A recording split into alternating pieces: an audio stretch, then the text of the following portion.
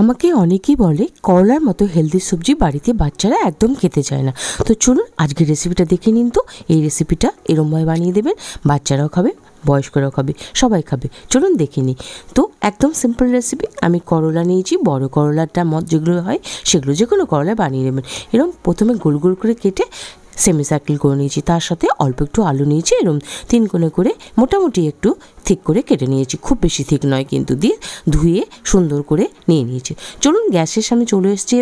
এবার কড়াই চাপিয়ে দিয়েছি, সর্ষের তেল দিয়ে অবশ্যই করব কিন্তু রান্নাটা, আর একটুখানি মোটামুটি তেল দিতে হবে, একদম একটু শুকনো ভাজা মতো তো তরকারিটা তৈরি হবে।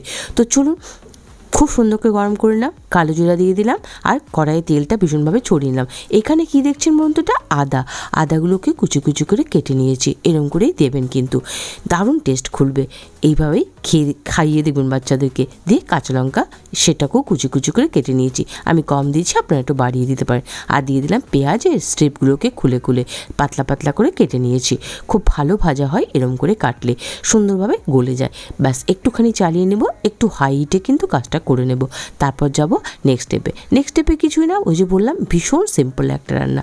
দিয়ে দেবো আমাদের ধুয়ে রাখা আলু করলা। আপনারা দেখে বুঝতে পারছেন তো করলা আলুটা কীভাবে কেটেছি। এভাবে সিম্পলভাবে কেটে নেবেন, লম্বা করে কাটবেন না, এভাবে কাটবেন, বেশি ভালো হবে এই সবজিটা। ভীষণ সিম্পল একটা রান্না। এই সবজিটার নাম আমি নিজের থেকে দিয়েছি কাসুন্দি করলা। কেমন লাগলো শুনে নামটা অবশ্যই বলবেন। হ্যাঁ, আর বাড়িতে একবার বানিয়ে অবশ্যই খাওয়াবেন, বাড়ির বাচ্চা থেকে বুড়ো সবাই খেয়ে নেবে। একদম চড়া আছে, একটুখানি এটাকে সুন্দর করে ফ্রাই করে নেব। আঁচটা কিন্তু এই সময় কমাবেন না, কেন বলুন তো, করলার জলটা ছেড়ে দিলে করলা তেতো ভাবটা বেশি থাকে। আর নুন টুন কিছু দিইনি কিন্তু এখনও। এবার দিয়ে দেবো সাধারণ মশলা, সেটা কি, সেটা হচ্ছে হলুদ, আর দিয়ে দেবো নুন, আর দিয়ে দেবো একটুখানি কাশ্মীরি রেড চিলি পাউডার। অবশ্যই দেবেন, ঝাল যাতে না হয় বাট কালার হয়, তার জন্য এখানে কাশ্মীরি রেড চিলি পাউডার দিয়েছি, যাতে বাচ্চাদেরকেও আমরা খাওয়াতে পারি। এবারে সমস্ত মশলাগুলোকে সুন্দর করে নাড়িয়ে চাড়িয়ে কিছুক্ষণ মিডিয়াম টু লো আঁচে এটাকে ভাজা ভাজা করে নিতে হবে। আঁচটা কিন্তু এই সময় মিডিয়াম টু লো আঁচ করবেন, আর এইভাবে ছড়িয়ে দেবেন। হ্যাঁ, আমার কড়াইটা স্টিলের কড়াই, তাই একটু লেগে যাচ্ছে।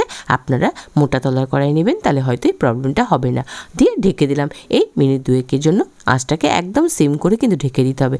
মিনিট 2 পর ঘুরে এলাম, দেখুন সুন্দর ভাজা ভাজা হয়ে গেছে, গন্ধ খুব সুন্দর বেরোবে, কারণ আমরা এখানে আদা দিয়েছি, কালো জিরে দিয়েছি, দারুণ একটা গন্ধ বেরোবে। আবার এটাকে একটু চালিয়ে চালিয়ে ভেজে নেব, যাতে আমাদের ভাজাটা খুব সুন্দর করে হয়। মোরাললেস যে ভাজাটা করতে হবে কীরকম করে, ঢেকে ঢেকে। এবার লাস্টে দিব আমরা টুইস্টটা। চলুন এটাকে আবার একটু ঢেকে দিয়ে আবার আঁচটাকে কমিয়ে কিছুক্ষণ পর ফিরে আসবো। চলুন ফিরে এসেছি কিছুক্ষণ পর। এবার কিন্তু আর ঢাকা দেবো না। দেখুন আমার কড়াইটা, ওই যে বললাম স্টিলের কড়াই, একটু লাগো হচ্ছে, কোনো টেনশন নেই। এটা যখন আপনি নামাবেন তখন দেখবেন একদম সুন্দর হয়ে গেছে। আমি একটু চেক করে নিলাম এখানটায় যে আলু আর করলাগুলো সেদ্ধ হচ্ছে নাকি। হ্যাঁ, অনেকটাই সেদ্ধ হয়ে গেছে। আর একটু আমি খুলে 2 মিনিট মতো আমি এটাকে চালিয়ে নেব, যাতে সুন্দর ঝুরঝুরে একটা ভাব আসে। 2 মিনিট, একদম 2 মিনিট এখানে চালিয়ে নেব। 2 মিনিট ধরে চালিয়ে নিলাম।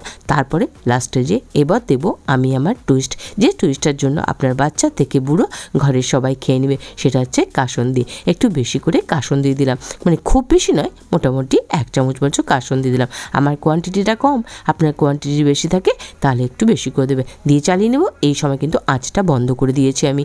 এইটা মেনটেন করতে হবে। যদি আপনার কাছে না থাকে কাসুন্দি, কী করবেন তাহলে কী দেবেন, তাহলে এখনকার মোটামুটি যে কোনো স্টোরে মাস্টার্ড সস পাওয়া যায়, সেটা দিয়ে দেবেন। হ্যাঁ, আরেকবার বলে দিই, আঁচটা কিন্তু বন্ধ করে দিয়ে যখন কাসুন্দিটা দেবেন, আঁচটা বন্ধ করে দিয়ে ওই গরম কড়াই এটাকে চালিয়ে নিতে হবে।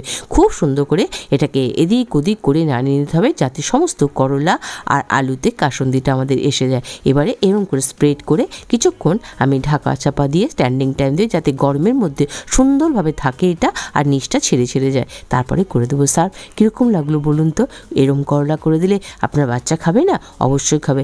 বাচ্চা একদম বাচ্চারা হয়তো খাবে না, বড়রা একটু, যারা বড় হয়েছে তারা বোঝে, হ্যাঁ টেস্টটাও ভালো বা একটা হেলদি সবজি।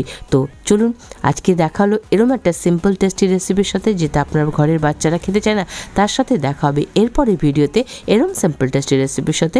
ততক্ষণের জন্য আপনারা সবাই খুব সুস্থ থাকবেন, ভালো থাকবেন, এবং আমাকে অবশ্যই কমেন্ট করে জানাবেন কেমন লাগলো। আর চ্যানেলে নতুন হলে চ্যানেলকে সাবস্ক্রাইব করে সাথে থাকবেন, এটুকু আশা নিয়ে আজকে রেসিপি শেষ করছি। দেখা হবে নেক্সট ভিডিওতে। Bye bye.